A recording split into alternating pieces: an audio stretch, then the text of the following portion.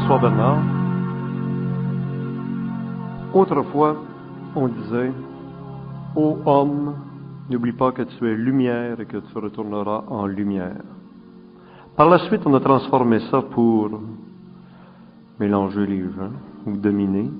On a dit « Ô homme, n'oublie pas que tu es poussière et que tu retourneras en poussière. » On peut regarder par la terre, on peut regarder par en l'air.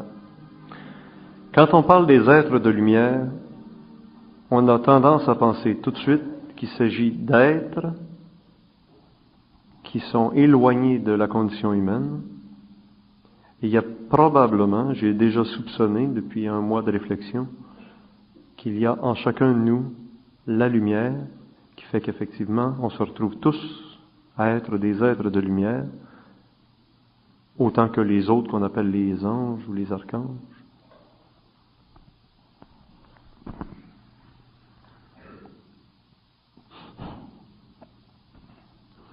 Effectivement, l'homme est un être de lumière, mais l'homme a perdu contact avec les plans de lumière parce que sa conscience a été diminuée par la densité de son corps matériel. Et la conscience de l'homme, dans la nouvelle évolution, reprendra le contrôle sur le corps matériel, de sorte que le pouvoir de l'énergie de l'âme, qui doit être éventuellement sous le contrôle de l'esprit de l'homme, servira à réorganiser la conscience atomique du corps matériel pour que l'homme puisse entrer sur les plans ou dans les dimensions parallèles et exécuter et évoluer sur ces plans ou dans ces dimensions-là en tant qu'être de lumière. Quand on dit que l'homme est un être de lumière, on veut dire deux choses. On dit d'abord qu'il est à son origine lumière à cause de l'âme qui est lumière. Mais il n'y a pas seulement l'âme qui est lumière dans l'homme. Il y a l'esprit de l'homme aussi qui participe à cette lumière-là. Et une fois que l'homme est conscientisé et qu'il est libéré de la condition humaine, une fois que l'homme est lié à l'énergie de l'âme, une fois qu'il y a une relation étroite entre l'âme et l'ego qui est devenu esprit, à ce moment-là, l'homme aussi est lumière, l'esprit est lumière, parce que dans le fond, tout est lumière. Alors, quand on parle de lumière, la lumière se manifeste sur différents plans, avec différentes vibrations, et même la matière est lumière aussi, mais elle est tellement dense qu'on ne la voit pas en tant que lumière. Mais l'homme devra un jour revenir à sa conscience pure, mais une conscience pure évoluée. Au début de l'évolution, au début de la création, si vous voulez, la conscience de l'homme était au niveau de l'âme. Avec l'évolution, la conscience de l'homme s'est située au niveau de l'ego. Dans l'avenir, la conscience de l'homme sera au niveau de l'âme et de l'ego. D'ailleurs, c'est la raison de l'évolution. L'âme est partie du plan de l'âme.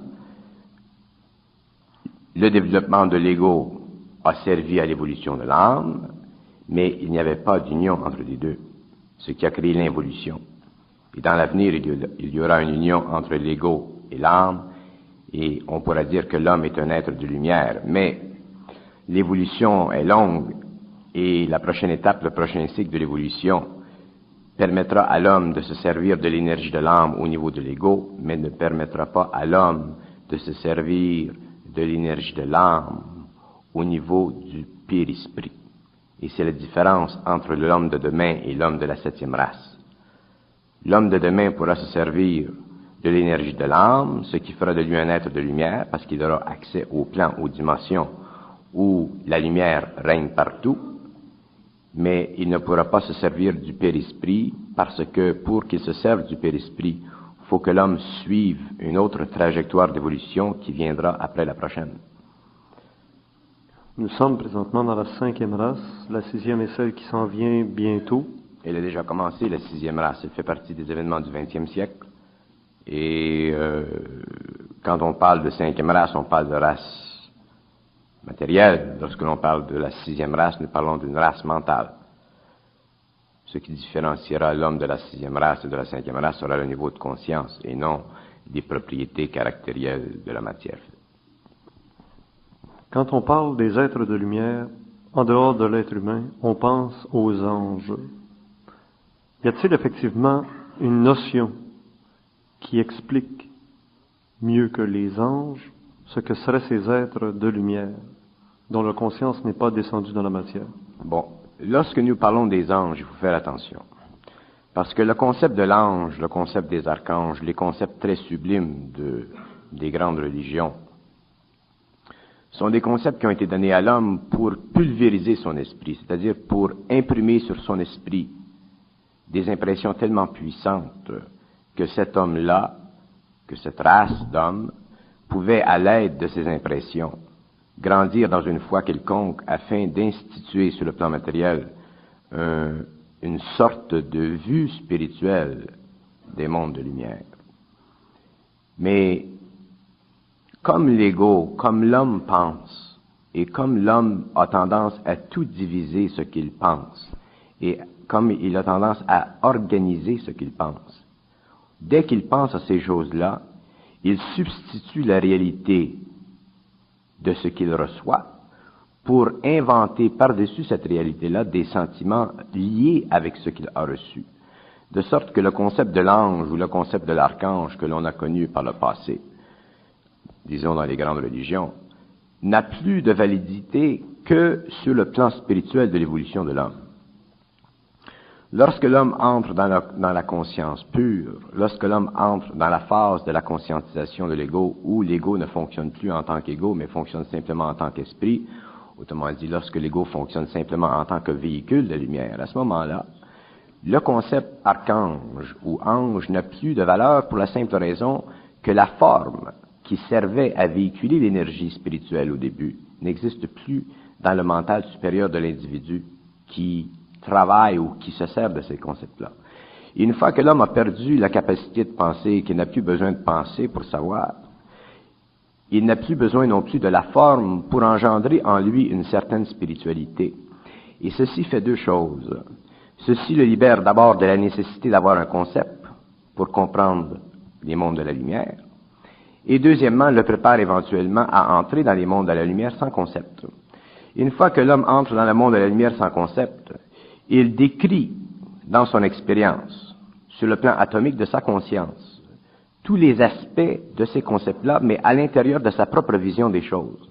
De sorte que l'homme est toujours à la fois ce qu'il croit découvrir et à la fois ce qu'il est. De sorte que de parler des anges ou des archanges, ça ne veut rien dire, parce que quand on parle des anges et des archanges, on divise le cosmos. On intègre une hiérarchie très supérieure contre une hiérarchie inférieure, lorsqu'en fait, lorsque l'homme entre dans l'éthérique, lorsque l'homme entre dans les mondes de l'esprit supramental, ce qu'il a conçu au début comme étant ange ou archange devient la partie multidimensionnelle du temps effacé de sa mémoire qui constitue la réglementation de son origine mentale. De sorte qu'avec le temps, il n'a plus besoin de concepts pour instituer dans son monde de lumière les catégories d'existence intelligente. Il a simplement à se servir de l'énergie de son savoir pour constituer des formes nouvelles et changer le concept du mot ange ou archange dans une luminosité qui lui permet d'organiser des formes nouvelles dans l'éthérique. C'est pour ça que l'on dit qu'à ce moment-là, l'homme devient un créateur. Mais ces choses-là ne pouvaient pas être dites à l'homme avant parce que l'homme avant devait se servir de sa faculté de penser pour introduire dans son mental inférieur suffisamment d'énergie pour spiritualiser la matière émotive de son être. Une fois que l'homme entre dans la conscience pure, qui ne se sert plus de la matière émotive de son être pour engendrer en lui-même des sentiments quelconques, il fait le mouvement en inverse. Il institue dans la pénétration de ces mondes-là suffisamment d'énergie à cause de son ego qui est spiritualisé, autrement dit qui est rendu esprit. Il institue un rayonnement suffisamment puissant pour que ces formes-là, au lieu de servir à catégoriser la nature même de la hiérarchie, lui permet d'intégrer en lui-même cette énergie-là. C'est pour ça qu'à ce moment-là, l'homme devient créateur. On ne peut pas, à ce stage de l'évolution de l'homme, parler à l'homme comme on le pourrait lorsque l'homme ne pensera pas. Parce que l'homme a encore besoin de certains modes de pensée pour faciliter son passage du plan matériel au plan spirituel, pour éventuellement tomber dans la conscience pure. Et si on diminue trop la valeur des concepts sur le plan émotionnel de l'homme à une échelle mondiale, on crée dans l'homme une anxiété spirituelle et on crée aussi un effondrement psychologique parce qu'il n'a plus rien à quoi s'en rattacher. Mais lorsque l'homme se fait homme, lorsque l'homme devient sur-homme, autrement dit qu'il est détaché de la matérialité de l'esprit de l'homme dans l'homme enfant, qui n'est pas arrivé à la maturité de l'homme pur, à ce moment-là, il est capable d'engendrer en lui-même suffisamment d'énergie pour détruire toutes les formes et se servir de l'énergie pour catalyser un autre mouvement de la création. Et à ce moment-là, on dit que l'homme est devenu créateur. Tout ce qu'on touche, c'est pour ça que je dis des fois, toute la connaissance du passé sera totalement révolue, pas parce qu'elle n'était pas nécessaire, mais parce qu'elle sera vue d'une façon autre. Non pas parce que la forme n'était pas essentielle, mais parce que la forme devrait être détruite. Qu'est-ce qui se produit quand vous allez au restaurant le matin et que vous voulez un œuf? Vous êtes obligé de briser la coquille. C'est la même chose au niveau de la réalité et c'est la même chose au niveau du savoir. C'est la même chose au niveau du pouvoir de l'âme sur l'ego et aussi c'est la même chose au niveau du pouvoir de l'ego sur l'énergie de l'âme. L'homme, à un certain moment, est obligé de détruire la coquille de la forme. Et si l'homme ne détruit pas la coquille de la forme, soit qu'il demeure dans la 5e race, ou meurt pour éventuellement réincarner sur un autre plan, ou il passe directement à l'immortalité, parce qu'à ce moment-là, il n'a plus en lui suffisamment d'énergie matérielle pour constituer sur le plan émotionnel un lien avec la matière.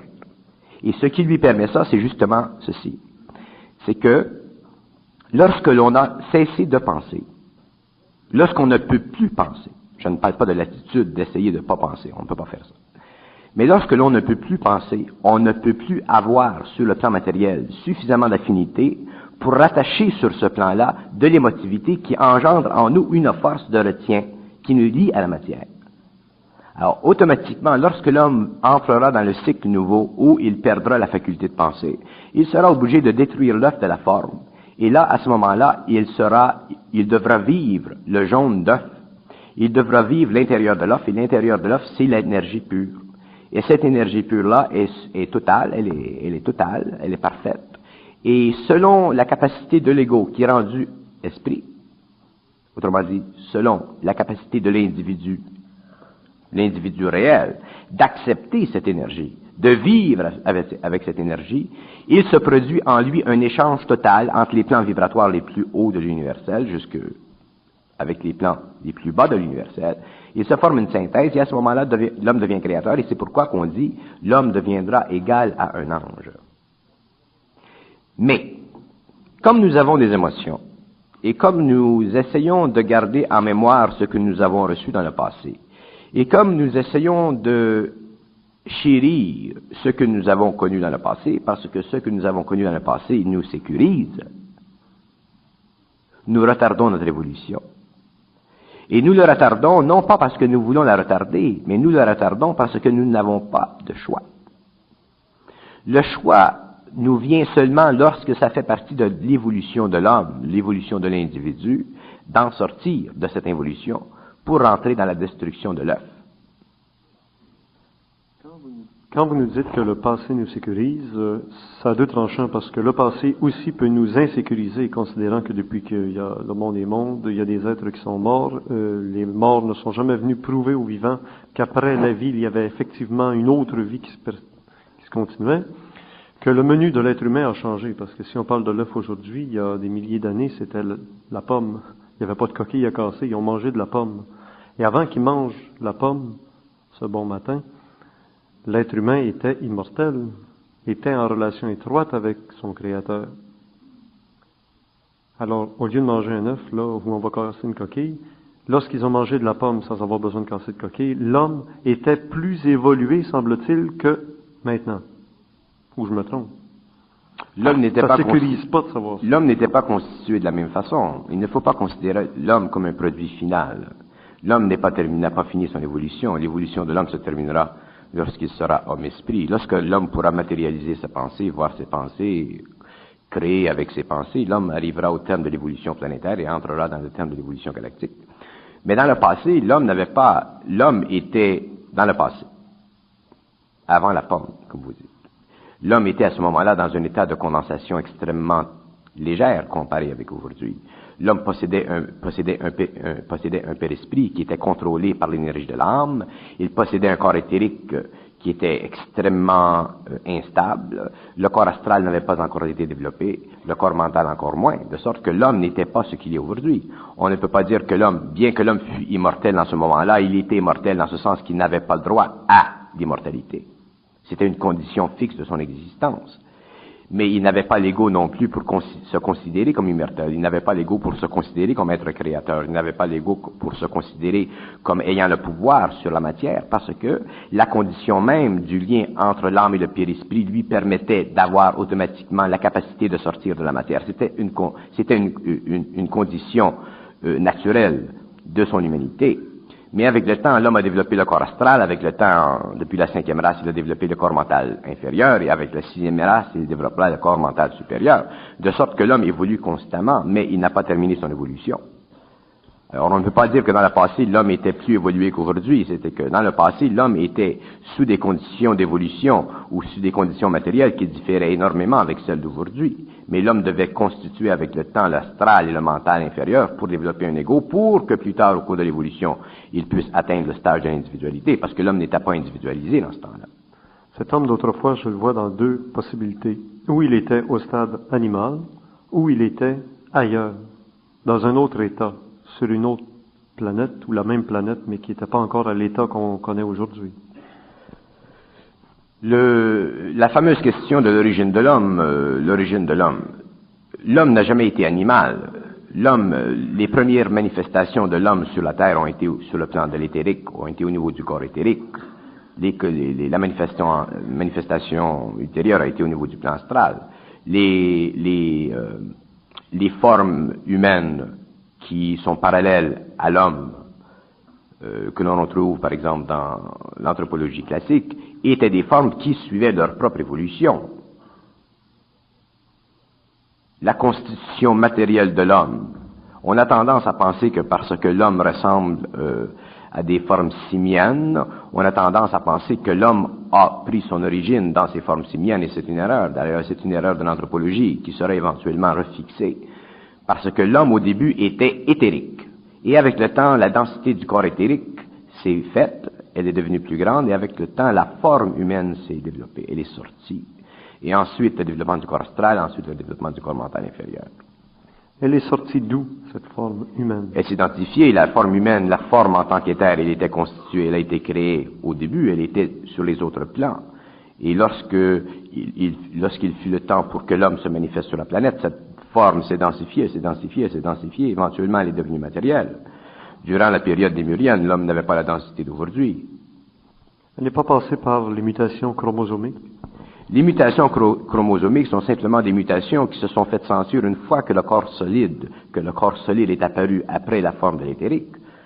On a tendance à penser que la réussite matérielle progressive de la forme au cours de l'évolution de l'homme, au cours de l'évolution de la forme humaine, la forme quadrupède, la forme bipède, s'est faite en relation avec un ajustement constant des chromosomes. Et ça, c'est une erreur, parce que les chromosomes sont toujours déterminés dans leur orientation par l'annexation lumineuse de toute l'éthérique de la forme. Et c'est de l'éthérique de la forme que se situent les structures chromosomiques, et c'est de l'éthérique de la forme que s'institue sur le plan matériel la race. La race originale de l'homme n'a que, dans la formulation d'un modèle idéal, un parallèle avec les structures chromosomiques.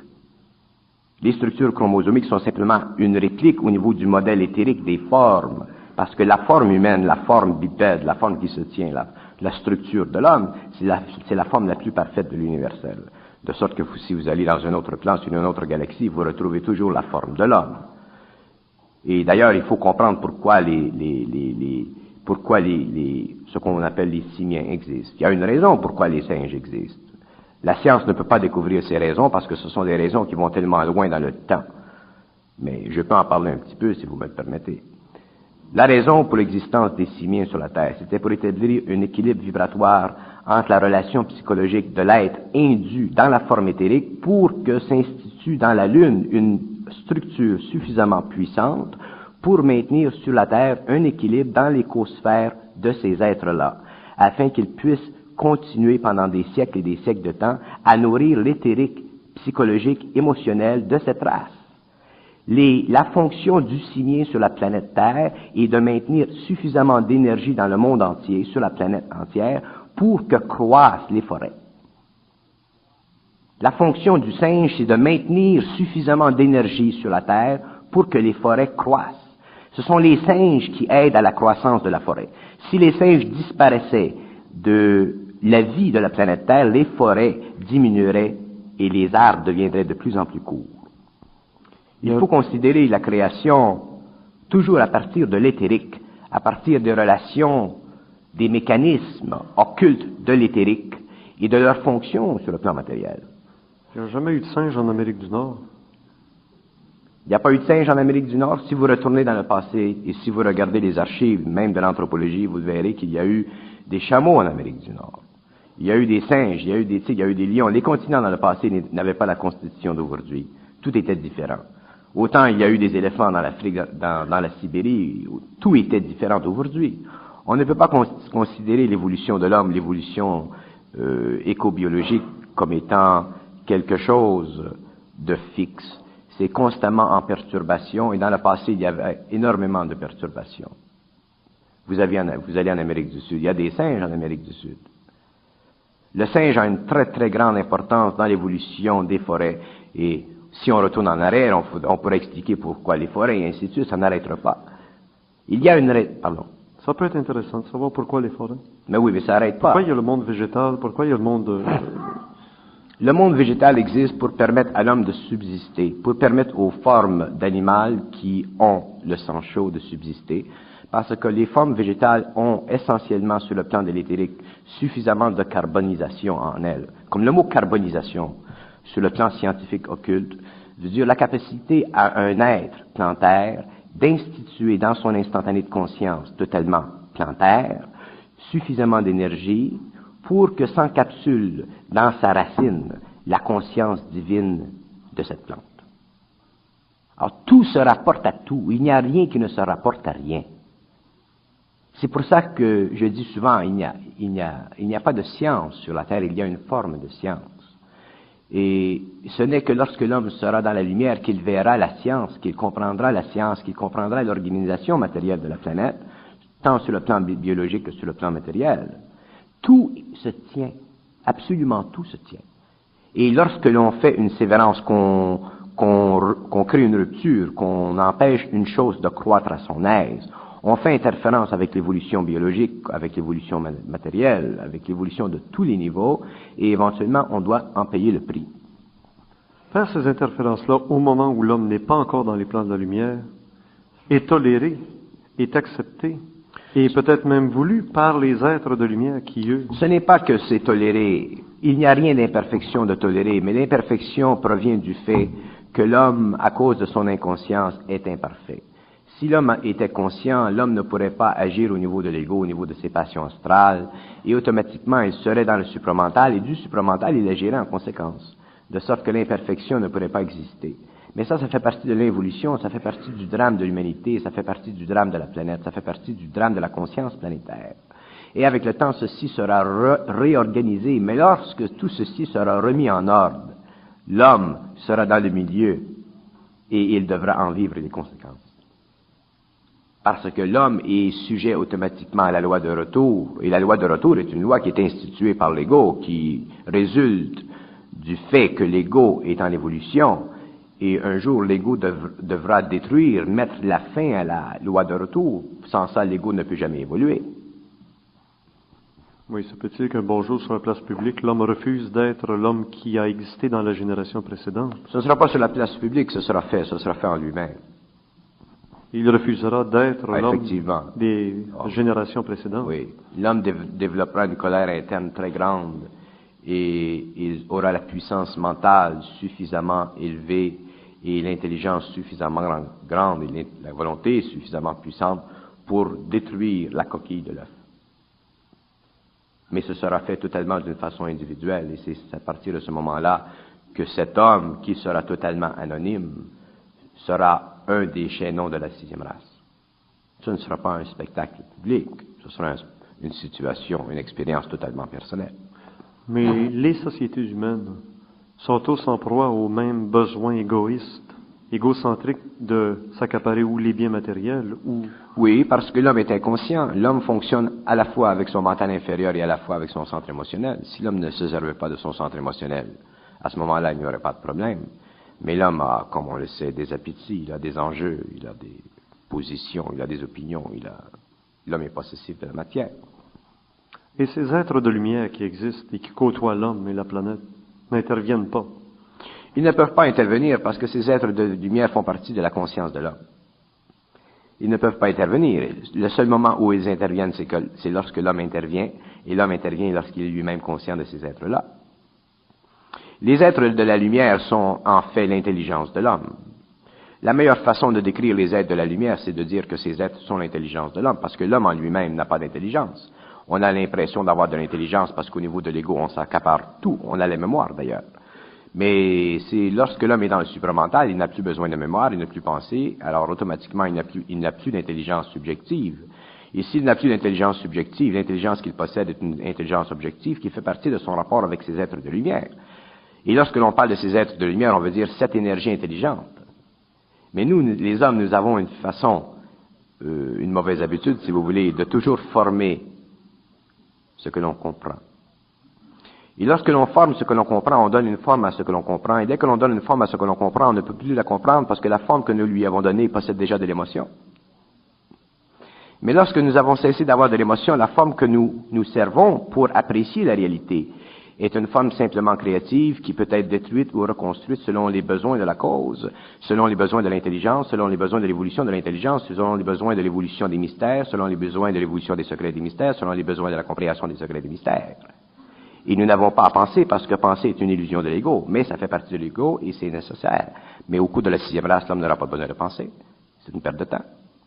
Mais si on parle de ces êtres de lumière, on devrait parler aussi de ces êtres de ténèbres. Si l'on parle des êtres de lumière, nous pouvons parler des êtres de ténèbres, mais les êtres de ténèbres n'existent que dans la conscience inconsciente de l'homme. Lorsque l'homme est dans la conscience, lorsque l'homme est dans la lumière, il n'y a pas d'être de ténèbres qui puisse l'affecter. D'ailleurs, lorsque nous parlons des ténèbres chez l'homme, nous parlons toujours dans les mémoires de l'homme. Les ténèbres de l'homme sont liées à la mémoire de l'homme. En dehors de la mémoire de l'homme, il n'y a pas de ténèbres dans l'universel. Il y a simplement une polarité des forces. Ces êtres qu'on utilise et qu'on invoque lorsqu'on fait des messes noires, lorsqu'on fait des séances de voodoo, ces êtres qu'on invoque et qui se manifestent et qui agissent vraiment sur d'autres individus. Ces êtres que nous invoquons font partie de la mémoire de l'humanité, font partie de toutes les souches très anciennes de l'émotion et de l'intelligence égocentrique de l'homme. Si l'homme pouvait aller dans les plans, si l'homme pouvait aller dans les mondes que vous appelez les mondes de la ténèbre et détruire les formes, il verrait que tout ce qu'il y a, c'est de l'énergie. Mais l'homme ne peut pas entrer dans ces mondes et détruire les formes s'il n'est pas dans la lumière. Alors s'il n'est pas dans la lumière, il doit se servir d'un autre biais, d'une autre façon pour entrer dans ces mondes. Il le fait en général par le biais de l'astral. Mais aussitôt qu'il le fait par le biais de l'astral, il est prisonnier des formes, puisque l'astral, c'est la réserve des formes. Et l'imagination fait-elle appel au monde de l'astral? L'imagination fait parfaitement appel au monde de l'astral. C'est juste. Et l'intuition? L'intuition fait partie du monde mental supérieur, mais il n'est pas défini parce que l'imagination est trop grande. Si l'homme était réellement clair dans ce sens qu'elle était supramentale, à ce moment-là, on ne dirait plus que c'est de l'imagination, on dirait que c'est une information supramentale par le biais d'une forme qui est parfaitement comprise. Et à ce moment-là, l'intuition serait parfaite. Lorsqu'on parle des êtres de lumière, aussi, on pense à la lumière proprement dite. Que signifie la lumière? La lumière ne signifie rien. La lumière a une signification pour l'homme parce que l'homme identifie la lumière avec ce qu'il a vu d'ailleurs sur le plan soit matériel ou sur le plan astral. Mais lorsque l'homme entre dans les dimensions où le son est connexe avec la lumière, à ce moment-là, la lumière n'est simplement qu'un voile qui cache la réalité. La lumière, ce n'est pas la fin de tout, c'est le commencement de tout. Mais l'homme a été habitué à penser que la lumière était la fin de tout parce que lorsqu'il y avait contact entre la matière ou entre l'essence de l'homme et la réalité, la lumière devait se manifester, et lorsqu'elle se manifestait telle qu'elle est. Et la lumière telle qu'elle est toujours dans un rayonnement de forme. Mais lorsque l'homme entre dans son esprit, et lorsque l'ego de l'homme est transformé en esprit, il est lumière. Et lorsque lumière est lumière, et que lumière pénètre lumière, ce n'est plus la lumière que la lumière voit, c'est la réalité. Parce que la réalité n'est pas lumière. La réalité est simplement le voile qui empêche l'homme d'entrer dans cette réalité. C'est une condition spatiale du temps. Vous avez parlé de la lumière et des sons. Les sons sont la manifestation sur tous les plans du cosmos, du mouvement de la lumière. Il n'y a pas de différence entre le son et la lumière. D'ailleurs, on peut dire que dans le cosmos, tout est lumière, mais tout n'est pas son. Mais lorsque la lumière se déplace dans les éthers inférieurs, effectivement, il y a la production d'un son. C'est pourquoi un homme qui est dans l'esprit et qui se retrouve dans les dimensions de l'atome et qui regarde l'atome, il peut altérer la vibration de l'atome et produire un son différent dans l'atome. Le son que l'homme connaît sur le plan astral n'est pas le son cosmique, c'est un son astral. Tandis que l'homme qui est dans l'esprit et qui travaille avec ou qui est lumière ne se sert du son que pour renverser la polarité de la lumière. Et c'est en renversant la polarité de la lumière qu'il peut créer une autre vibration dans la matière. Mais cette expression, ce mouvement de son esprit, crée ce que vous appelez un son. Mais l'esprit n'a pas besoin de son pour localiser la réalité, mais il a besoin de lumière pour localiser la réalité. L'esprit se sert du son simplement pour la manipuler. Le son aide l'homme à manipuler la réalité? Non. L'homme manipule la réalité à travers le son. L'homme n'a pas besoin du son pour être. Et si l'homme... Mais il a besoin du son pour manipuler la réalité, parce que la réalité, lorsqu'elle est conscientisée et qu'elle est affectée par l'esprit volontaire de l'homme et l'esprit créatif de l'homme, se situe sur un plan éthérique inférieur, il doit être manipulé au niveau de l'atome. Et c'est là que l'homme se sert du son. Et si l'homme est lumière, pourquoi n'utilise pas ce qu'il est lui-même pour transformer ce qui est? C'est ce qu'il fait. L'homme sur ses plans est lumière et il se sert de l'énergie de l'âme. Et l'énergie de l'âme sert à transmuter la matière. Mais lorsqu'il transmute la matière, automatiquement, il libère des sons, parce que si vous prenez un atome d'hydrogène et que vous changez le niveau vibratoire de son intelligence, automatiquement, vous créez un autre atome, et le passage de cet atome d'une octave à une autre va créer un son. Le son est simplement la manifestation, le résultat de la manipulation de l'intelligence sur la matière. Ce n'est pas une origine, ce n'est pas une cause, c'est simplement un effet. Si on essayait de descendre ça au niveau des connaissances qu'on a acquises à la petite école, l'esprit s'est manifesté par les langues de feu, par la lumière. La grâce divine est un des dons du Saint-Esprit. L'état de grâce se trouve-t-il à être l'état dans lequel l'homme peut agir sur... L'état de grâce est un concept psychologique moraliste qui sert à instituer sur le plan matériel dans une masse inconsciente suffisamment de spiritualité pour garder les hommes en ligne. L'état de grâce n'est pas en elle-même un état d'être. Autrement dit, un saint peut très bien être pécheur. Autrement dit, un saint peut très bien être inconscient. Il y a une différence entre l'inconscience et la conscience. Ce n'est pas parce qu'un homme est un saint ou qu'un homme est dans un état de grâce qu'il est conscient. Ma mère est constamment en état de grâce, mais je sais qu'elle n'est pas consciente. Elle n'est pas là, justement? Saint François d'Assise, justement. Ça répond à ma question. Et vive les petits oiseaux, et puis... Ce que l'homme a le plus de besoin au cours de la nouvelle évolution, c'est de l'intelligence et de la volonté, et non de l'amour. L'homme, dans le passé, a vécu d'amour. C'est pour ça qu'il essayait de se mettre en état de grâce. Mais l'homme essayait de se mettre dans l'état d'amour parce que l'amour qu'il connaissait est un amour émotif. Mais l'homme de la nouvelle race ne pourra pas se servir de l'amour sur le plan matériel parce que l'amour cosmique, on ne peut pas s'en servir sur le plan matériel. C'est une force qui est trop grande. C'est une force. L'amour sur le plan cosmique, c'est une force qui ne peut être utilisée que sur l'éthérique où il n'y a pas d'émotion. Mais sur le plan matériel, l'homme peut se servir de l'intelligence et de la volonté, et c'est ceci qu'a de besoin l'homme. Mais l'homme ne peut pas avoir d'intelligence et de volonté à cause de son désir spirituel. Il doit être transmuté. Et qui va le transmuter? L'âme. C'est l'âme qui transmute l'âme. J'avais sans doute fait une erreur lorsque j'ai pensé que les êtres de lumière les plus avancés sont ceux qui manifestent la création de Dieu, aux limites de la création de Dieu, puisque Dieu se manifeste continuellement dans sa création, et que Dieu existe en 7 états. Avec vous, on entend parler des 7 Aleph. Dans la religion chrétienne, on parle des 7 archanges, dont seulement 3 se sont manifestés, Gabriel, Raphaël et Michael, Saint-Michel archange. 3 archanges sur 7 se sont manifestés. Et j'ai fait évidemment la relation étroite avec l'amour, l'intelligence et la volonté, qui sont les 3 premiers Aleph de l'îlot divin de ce qu'est Dieu. Ce qui est le plus facile à l'homme de faire, ce sont des analogies. Parce que lorsque nous faisons des analogies, nous essayons de comprendre l'infinité. Mais l'infinité, ça ne se comprend pas par analogie. L'infinité, ça se sait. Et comment ça se sait l'infinité? De 5 façons. L'infinité, ça se sait en ne sachant rien. Ça se sait en sachant tout. Ça se sait en étant parfait. Ça se sait en ne cherchant à rien comprendre. Et ça se sait en ne pouvant pas penser. À ce moment-là, on commence à comprendre l'infinité. Mais pourquoi on commence à comprendre l'infinité? Parce qu'on ne cherche pas à le comprendre.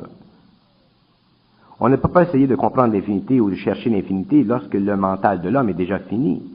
Pour comprendre l'infinité, il faut sortir totalement de la finitude de l'esprit. La finitude de l'esprit, c'est la pensée de l'homme. C'est ça que l'homme ne peut pas comprendre. Alors, pour substituer son incapacité de comprendre l'infinité, il est obligé de se servir de l'énergie qui sont des formes élastiques qui lui permettent de jouer avec ses pensées et de raccorder, comme on fait quand on fait un puzzle, des formes qui ont l'air pas mal comme du monde. Mais ça va plus loin que ça. Si l'homme constate, si l'homme établit philosophiquement, ou s'il veut bien établir spirituellement que tout est un, si les gens, l'humanité, est d'accord que tout est un, à un certain moment de l'évolution, il faut réaliser que tout est un. Et si tout est un, tout est un. Et si tout est un, tout est un. De là vient le monothéisme. Le monothéisme est simplement la manifestation psychologique d'engendrer la caractéristique de l'unité dans la psychologie humaine. Parce que l'humanité a besoin d'avoir un point de référence. S'il y en a 2, l'homme se mélange. L'homme ne peut pas travailler avec 2, 3, 4, 5 dieux. Ça crée des guerres. Alors, s'il y en a un, ça aide. Et la fonction du monothéisme a été justement de rapprocher l'homme de lui-même en ne créant qu'un Dieu. Mais ce n'est pas la fin, parce que l'homme découvrira avec le temps que un Dieu qui a été créé, disons pour le monde occidental, c'est un concept de Dieu. Et l'homme découvrira avec le temps que Dieu, tel qu'il le conçoit, c'est une forme qui sert à son évolution. Et lorsque l'homme entrera dans l'esprit de sa propre lumière, il verra qu'il n'a plus besoin de ce concept de Dieu. C'est une béquille, le concept de Dieu. Mais il y a tout un peuple qui s'accroche à ce Yahvé qui est venu se manifester. Oui, tous les peuples s'accrochent. Mais ce peuple-là a eu des manifestations sur Oui. les plans physiques dans son histoire de Oui. ce Dieu Yahvé avec les anges et tout le kit. Oui. Comment concilier cette notion abstraite de Dieu alors que ce peuple juif a eu la preuve de l'existence de Dieu Yahvé? Bon, vous voyez, vous parlez de preuves. La première chose qu'il ne faut jamais faire en science, c'est parler de preuves. Parce que la preuve est toujours un outil qui sert à désapprouver le réel.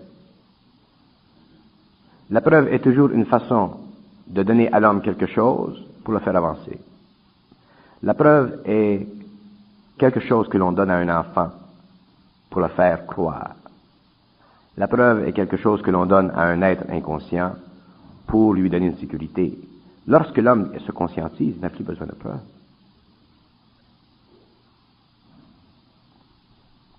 Le plus grand danger, c'est pour ça que je dis toujours il ne faut pas croire, dans le sens occulte du terme. Le plus grand danger de l'homme, c'est la preuve. Mais la preuve est nécessaire. Elle était nécessaire dans le passé, parce que ce qui était fait dans le passé servait à éduquer les masses. Mais qui vous dit d'où venait le Yahweh de Moïse? C'était-tu Dieu, le Yahweh de Moïse? Ou est-ce que c'était peut-être un extraterrestre? Alors, si c'est un extraterrestre, ça change la conception de la religion. Et si ce n'était pas un extraterrestre, ça nous donne plus d'envergure spirituelle pour espérer que ce fût réellement un Dieu, dans le sens que nous le comprenons en tant qu'homme. Mais seuls les initiés le savent, si c'était un extraterrestre ou si c'était l'autre. Mais eux s'en foutent. Parce que, de la façon dont ils le voient en dehors de la forme. Ils ne sont pas impliqués émotivement dans la façon dont est présenté ce Dieu à la race humaine. On a tendance à voir et à fonder notre savoir, notre compréhension aujourd'hui sur l'histoire du passé. On ne peut pas faire ça. Parce que l'histoire du passé est une étape dans l'évolution de l'humanité, une étape qui achève. Parce que dans le temps qui vient, toutes les formes du passé, toute la mémoire de l'humanité, la mémoire historique de l'humanité sera renversée. Et qu'est-ce qui se passe lorsque la mémoire est renversée? L'homme n'a plus de mémoire. Et c'est à partir de ce moment-là que l'homme commence à comprendre. Mais il ne comprend pas comme il comprenait avant, il comprend d'une autre façon. Le peuple égyptien a pris le soleil pour Dieu. Oui. C'était pour le peuple. Oui. Pour les initiés, ils savaient que le Dieu est être de lumière. Sur le mont Tabor, à la transfiguration du Christ, les apôtres ont vu la lumière. Moïse, sur le mont Sinaï, a vu son Dieu, son Créateur, qui l'a dit. Mais c'est encore une manifestation des plans de la lumière. Toujours. J'oublie Toujours. les extraterrestres, Oui, toujours. mais les êtres de lumière Oui. existent comme tels. Les êtres de lumière existent comme tels, tant que l'on les voit comme tels. Lorsque l'on ne voit plus les êtres de lumière comme tels, ils n'existent plus comme tels, ils existent comme d'autres choses. Les êtres de lumière sont obligés de prendre sur le plan matériel des formes qui constituent une égalité entre la psychologie de l'homme et ce qu'ils essaient de manifester. Sans ça, l'homme ne pourrait pas établir de relations sympathiques avec ces êtres. L'homme sera bourré d'effroi. Pour produire la vie en laboratoire, ça prend des sauces, des poudres, etc. et de l'électricité. C'est la matérialisation la plus basse de ces plans de la lumière, car l'électricité, le choc électrique, c'est de la lumière. Dans un ballon là, rempli de gaz, de méthane, etc., etc. Lorsqu'on établit à un niveau supérieur un plan de conscience, on passe toujours par de la lumière, mais pas dans l'esprit de l'homme qui veut que les choses supérieures se manifestent en lumière, car elles sont effectivement lumière. Tout est lumière. Un extraterrestre qui se manifeste sur un plan peut être lumière. Autant où il peut être solide, il peut être lumière. Tout est lumière. Mais vous me donniez l'impression de croire que Dieu ou les manifestations sont toujours faites pour répondre à la psychologie de l'être humain, toujours. Mais il y a, hors de la psychologie de l'être humain, une manifestation de lumière des plans supérieurs, car les plans supérieurs sont lumière. Oui. Mais l'homme ne peut pas comprendre les plans supérieurs sans passer par une forme. Pour que l'homme voie, pour que l'homme soit dans cette lumière, pour qu'il comprenne cette lumière d'une façon parfaite, il faut qu'il soit lumière. S'il n'est pas lumière, il ne peut pas comprendre. Alors, automatiquement, la lumière se sert d'une forme pour établir un lien avec l'homme. C'est ce qui s'est produit dans les religions. La lumière n'est pas obligée de révéler à l'homme ce qu'elle est. La lumière a une fonction d'instruire l'homme, de lui donner une formation, dans la plupart des cas spirituels, pour guider les pas de l'humanité jusqu'à temps que l'humanité soit arrivée à un niveau de maturité suffisamment grand pour qu'il y ait une intégration entre l'ego et l'âme et pour que l'homme enfin puisse entrer dans son esprit et là connaître ce que veut dire lumière. Mais un homme qui est dans la lumière, un homme qui connaît lumière, un homme qui entre, un homme qui se sert de son esprit, n'a plus besoin de forme pour reconnaître la lumière.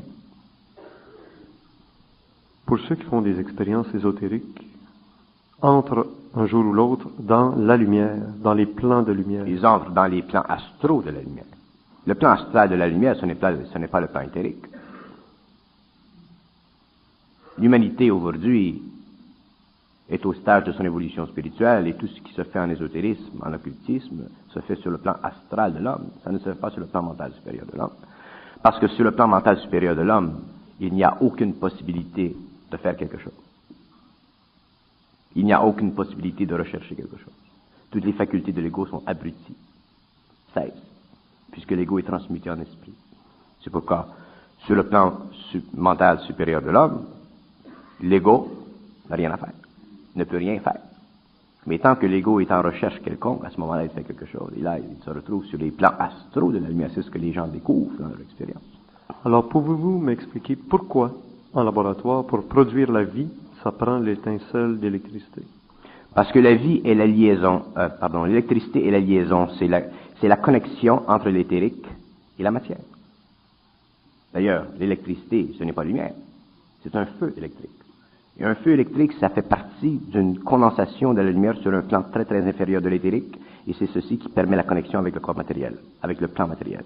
Si l'électricité n'existait pas, il n'y aurait pas de soudure entre la matière et ce que vous appelez l'éthérique. Ceux qui meurent d'un choc électrique très puissant. C'est pour ça qu'ils meurent d'un choc électrique très puissant, parce que ce choc-là est tellement fort qu'il dissout le corps éthérique du corps matériel. C'est la même chose, mais à l'envers.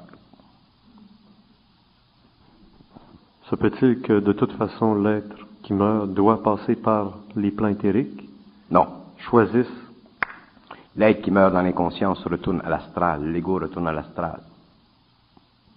Alors, comment en arriver à la conscience? On n'en arrive pas à la conscience. La conscience descend en soi. Ça fait partie de l'évolution de l'ego et de l'âme, la conscience. Tu ne vas pas à la conscience parce que tu as le goût d'aller à la conscience. Tu peux aller à l'église parce que tu as le goût d'aller à l'église. Tu peux devenir un rose-croix parce que tu as le goût de devenir un rose-croix. Mais tu ne vas pas à la lumière parce que tu as le goût. Alors, quelle est la nourriture qui nous alimente et qui nous rapproche de la conscience? Il n'y a pas de nourriture. La descente de la conscience, le développement de la conscience supramentale, c'est le rapprochement entre l'énergie de l'âme et l'ego. Et lorsque l'ego vit l'énergie de l'âme, qu'il sent cette énergie, c'est là que se fait la transmutation de l'ego en esprit. Et c'est là que le mental, l'émotionnel, l'éthérique et le physique se changent, et se changent, et se changent, et se changent, sous le biais de cette force. Mais ce n'est pas sous le désir ou l'impulsion spirituelle de l'ego que l'ego entre dans la lumière. Aucun homme ne peut entrer dans la lumière par un désir spirituel. C'est pour cette raison que dans une église catholique, on dit c'est un don du Saint-Esprit. Et les dons viennent d'ailleurs. Les dons sont... parler de dons, c'est parler de soumission de l'homme à une force supérieure. Ça fait partie du plan de vie de l'homme. Un ego qui est arrivé à un niveau d'évolution suffisamment grand pour entrer en contact avec l'énergie de l'âme, lorsqu'il s'incarne, il se fait cette fusion. Oui, mais vous nous parlez dans le même sens de toute façon, nous disant que c'est la conscience qui vient à l'homme, c'est pas l'homme qui va à la conscience. C'est toujours l'âme qui descend dans l'ego. C'est elle qui fait le lien. Comment voulez-vous que l'ego puisse faire descendre cette énergie lorsqu'il n'a même pas suffisamment d'énergie pour se... Alors c'est à ce titre-là que je dis c'est un don. Ce n'est pas un don. Je n'aime pas le mot don. Parler de don, c'est parler de quêter. On quête. La conscience, c'est la souffrance. Et l'ego, dans la conscientisation, lorsque l'âme entre dans l'ego souffre. Et éventuellement, l'ego devient très fort en volonté et en intelligence. Et éventuellement, l'ego détruit le vampirisme de l'âme. Parce que l'âme, tout ce qui l'intéresse, l'âme. Il y a une dichotomie entre l'âme et l'ego. On a été bourré de spiritualité, de sorte qu'aujourd'hui, on a l'esprit, le mental comme du fromage. L'âme, tout ce qui l'intéresse, c'est l'évolution, l'évolution, l'évolution. C'est un train, l'âme. Et l'ego, lui, sert à son évolution, son évolution, son évolution, son évolution, parce que l'ego est stupide. Et un jour, lorsque l'énergie de l'âme commence à entrer dans l'ego, la fusion commence à se faire, éventuellement, l'ego commence à devenir un petit peu plus intelligent, un petit peu plus intelligent. Et avec le temps, un petit peu plus de volonté. Et éventuellement, ils mettent la hache dedans. Et éventuellement, l'ego est capable de faire descendre et contrôler l'énergie de l'âme pour ensuite s'approprier l'intelligence universelle en lui, parce que ce n'est pas l'âme qui donne l'intelligence et la volonté à l'ego. L'âme donne l'énergie à l'ego pour le transmuter, mais l'ego, dans sa souffrance, réagit parce que l'ego est une étincelle de la volonté primordiale de tous les êtres. Et l'ego, à un certain moment, doit descendre l'énergie de l'intelligence et l'énergie de la volonté pour dire à l'âme, « Wow, c'est assez l'évolution, j'en ai plein le cul de la souffrance. » Et c'est à ce moment-là que l'ego devient centrique. On a des conceptions totalement spirituelles de l'âme. On ne sait pas qu'est-ce que c'est d'ailleurs. Vivre dans l'énergie de l'âme, c'est vivre dans une énergie vibratoire, dans un champ magnétique qui, au début, est tellement puissant que l'ego perd son libre arbitre. Et à un certain moment, au cours de l'évolution, il se développe un équilibre entre l'ego et l'âme. Et à un certain moment, l'ego commence à se servir de l'énergie de l'âme, et à un certain moment, l'ego devient libre. L'ego devient un agent libre, il s'individualise, et à un certain moment plus tard, lorsque c'est le temps, l'ego, par sa volonté et son intelligence, est capable de transmuter le corps matériel pour entrer dans l'éthérique. Ce n'est pas un don. Dans presque toutes les doctrines de tous les peuples de tous les temps, on implique la souffrance des épreuves, à la fois sur le plan physique, sur le plan psychologique, sur le plan émotif, sur le plan spirituel, et même chez les dieux des mythologies grecques et autres, il y avait toujours les épreuves. On implique toujours épreuve parce que, dans le passé, c'était des initiations astrales. Dans le cas de l'avenir, c'est une initiation solaire. Alors, dans le cas de la fusion entre l'âme et l'ego, de cette unité entre l'âme et l'ego, effectivement, lorsque l'âme entre dans l'ego vibre, et c'est cette vibration qui crée la souffrance. Mais à un certain moment de son évolution, l'ego est suffisamment intelligent et volontaire pour sortir de la forme et détruire la souffrance, et à ce moment-là, l'ego ne souffre plus. Tant que l'ego souffre, c'est parce qu'il n'a pas la volonté et l'intelligence. Mais au début de cette fusion, il doit souffrir parce qu'il n'y a pas de choix, parce que d'abord, il ne sait pas, il ne connaît pas, il ne comprend pas, il ne sait pas ce qui se passe. Mais lorsque l'ego commence à savoir ce qui se passe en lui, lorsqu'il commence à connaître les mystères de l'âme et travailler avec cette énergie et à la contrôler, cette énergie, et arrêter le train. L'ego doit arrêter le train de l'âme. Lorsque l'ego est capable d'arrêter le train de l'âme, il arrête tout. Et à ce moment-là, il ne souffre plus. Mais à ce moment-là, l'ego n'est plus spirituel. Il est conscient. Quand on regarde l'état actuel de notre civilisation, comment peut-on faire des parallèles avec cette souffrance ou cet allègement de la condition humaine qui fait qu'on n'a plus tellement de problèmes? On a un mal de tête, on a la pilule au bout, on a une autre sorte de problème, on a le psychiatre au bout, Vous permettez que je bois un verre d'eau? On a soif, on a le verre d'eau au bout.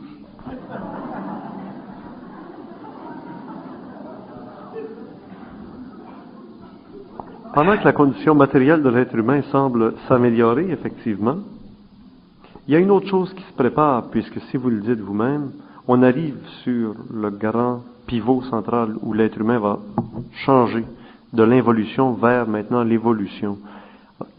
Où passe cette souffrance? Doit-elle être collective? Non. Doit-elle être individuelle? Et sur quel plan?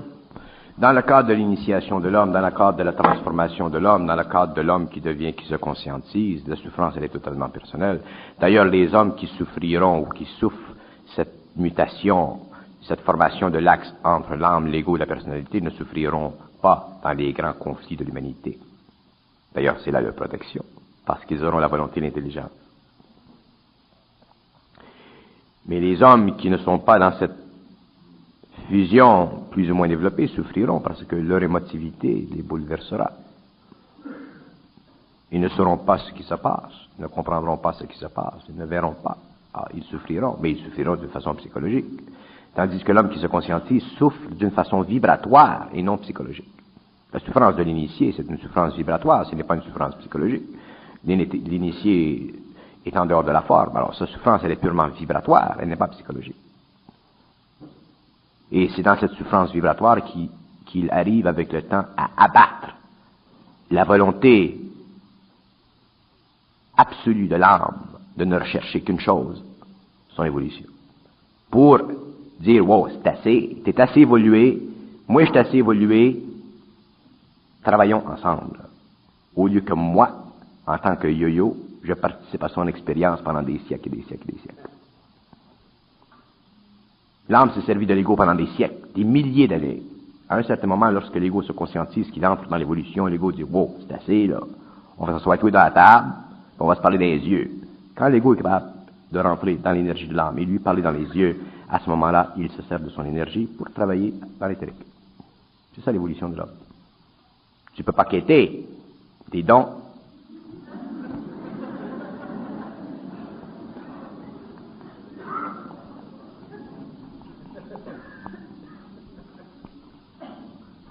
Il y a 4 milliards d'habitants sur la Terre, des êtres spirituels à tous les niveaux, dans toutes les religions. Et tu peux compter sur tes droits, les hommes conscients. Il y a beaucoup d'êtres spirituels, tu en as, tu sais qu'il y en a, c'est comme des bébites.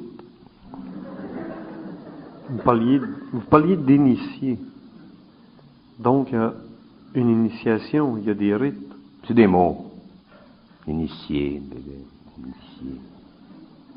Qu'est-ce que ça fout? Les initiés. Quand tu entres, quand l'âme descend dans l'ego, qu'elle façonne l'ego, et qu'elle apprend à l'ego à réagir à elle, et que l'ego, dans son individualité, découvre l'intelligence cosmique et la volonté cosmique, à ce moment-là, que tu sois initié ou transvesti, ça n'a pas d'importance.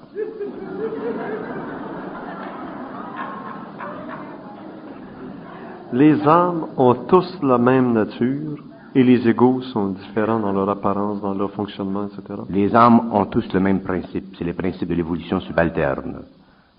Alors, l'évolution subalterne des âmes, c'est une évolution qui est moins importante que l'évolution de l'ego. Il est temps que les égos commencent à comprendre ça. L'évolution de l'âme est moins importante que l'évolution de l'ego, parce que l'évolution de l'âme dépend de l'évolution de l'ego. Et éventuellement, l'ego doit travailler avec les hiérarchies. Ce n'est pas l'âme qui travaille avec les hiérarchies, c'est l'ego. À un certain moment, l'ego doit être dans l'intelligence cosmique, dans la volonté cosmique, pour travailler avec les hiérarchies, mais il ne peut pas le faire tant qu'il n'a pas subi cette domination puissante de l'âme qui lui donne accès à l'énergie cosmique. Travailler avec la hiérarchie, La hiérarchie. c'est des mots. C'est des mots parce que tous les mots sont des mots. Mais on doit employer des mots pour parler de mots. Mais la hiérarchie est constituée d'êtres de lumière. La hiérarchie est constituée d'intelligence en évolution, particulièrement organisée au niveau atomique, pour substituer constamment dans l'instantané toutes les formes de mémoire qui sont susceptibles d'aider l'homme. Quand est-ce qu'on va comprendre qu'on ne peut pas comprendre avec des mots? On peut simplement parler avec des mots pour s'amuser, pour relaxer, pour essayer de comprendre qu'il n'y a rien à comprendre. Après ça, on commence à comprendre quelque chose.